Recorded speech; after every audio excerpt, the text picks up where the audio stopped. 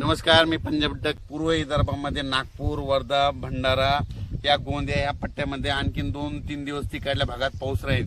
पण राज्यात मात्र सर्वदूर तर सध्या तरी पाऊस नाही. पण राज्यात मग तुम्हाला एक सांगू इच्छितो की राज्यामध्ये सध्या तरी विखुरलेल्या स्वरूपाचा भाग बदल, जिथं पडला तिथं अर्ध्या तासाचा, 1 तासाचा, 20 मिनिटाचा, 10 मिनिटाचा असा पाऊस पडणार आहे. म्हणून हा अंदाज लक्षात द्यायचा. मग राज्यात मोठा पाऊस कधी येणार आहे तर माझी सगळ्याला विनंती आहे, तुम्ही काय करा, आणखीन 4-5 दिवस आहेत, शेतीचे कामे करून घ्या. फवारण्या करायच्या तर करू शकता, खुरपण करू शकता.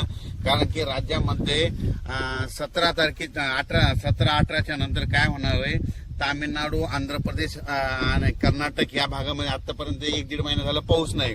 मग आता तिकडे पाऊस सक्रिय होणार आहे. म्हणजे ते 17-18 तारखेपासून तिकडे सक्रिय झाल्याच्या नंतर तो पाऊस मध्ये 18, 19, 20च्या दरम्यान मग परत कोणत्या भागात पडणार आहे की ज्या भागामध्ये पाऊस नाही पडला. मग त्याच्यामध्ये तुम्हाला सांगतो की त्याच्यामध्ये लातूर जिल्हा, धाराशिव जिल्हा, सोलापूर जिल्हा, सांगली, नगर, कडाष्टी, पाटोदा या भागामध्ये मग 18 तारखेच्या नंतर म्हणजे 18 जुलैच्या नंतर परत तिकडल्या भागात दक्षिणेकडे पाऊस सक्रिय होणार आहे. म्हणून हा अंदाज लक्षात घ्यायचा. म्हणजे सांगायचं झालं तर तुम्हाला सांगू इच्छितो, राज्यात मात्र पुन्हा परत 20 तारखेच्या नंतर आणखीन पाऊस वाढतच जाणार आहे.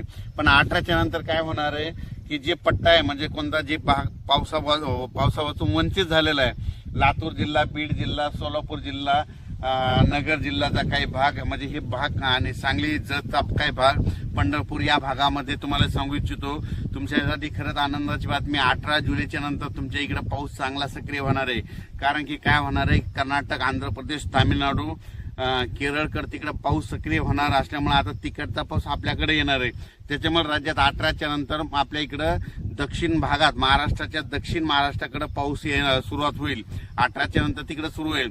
त्याच्यानंतर 19च्या नंतर थोडा पुढे सरकेल, 20ला पूर्ण आणखी पुढे सरकेल. मग 24च्या मग जुलैच्या शेवटच्या आठवड्यात राज्यात मात्र सगळीकडे पाऊस होईल. म्हणून हे लक्षात द्यायचं. अचानक वातावरणात बदल झाला तर लगेच एक उद्याच्याला मेसेज दिला जाईल. धन्यवाद.